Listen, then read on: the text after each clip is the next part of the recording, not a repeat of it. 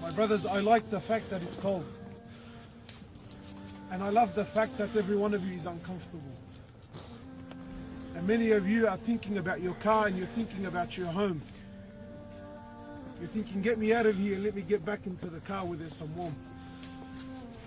But when you look into this hole, you need to look into the real home.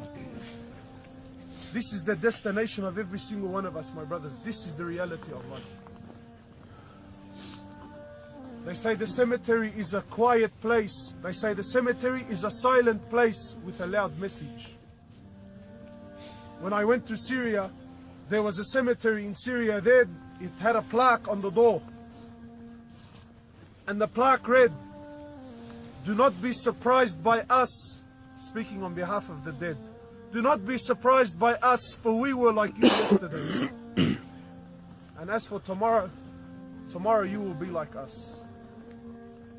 When Uthman radiallahu ta'ala anhu, when he would come to the grave, he would cry excessively.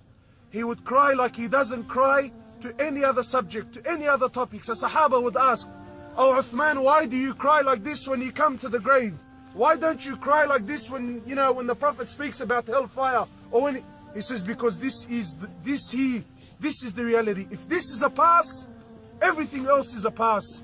But if you fail here, my brothers, then I'm sorry to say everything after this is a failure. You're cold now, aren't you? You're uncomfortable now, aren't you? Imagine what it's like to be down there. Imagine what it's like to be down there, my brothers. In a few minutes, we will all go back to our cars, nice and warm. And I'm confident that the conversation will be, let's go get something to eat. This brother now will be left alone. As you walk away, the angels will come to question him. The angels will come to question him, my brothers. Angels, two angels, Munkar and Nakir. Eyes like lightning, voices like thunder, and they will question, who is your Rabb? So many of you are confident to say that, hey man, Allah is my Rabb. But my brothers, what you don't realize is the tongue doesn't work in a dead body. Mouths don't move. They don't move when you're dead. What answers? The heart. And the heart will answer what it worships.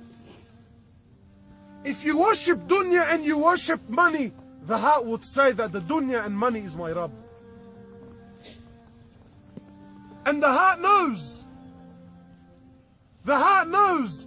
The heart sees you wake up in odd hours of the night, driving 2-3 hours to get to work. You're there for 10-15 hours, no problems. And it sees you when it's time for Fajr and you turn a blind eye and you don't even have the time to drive for 2-3 minutes to go to the masjid. The heart knows who its real Rabb is. This is the reality, my brothers. يتبع الميت ثلاثة. Rasulullah ﷺ, he says in the authentic hadith, يتبع الميت ثلاثة.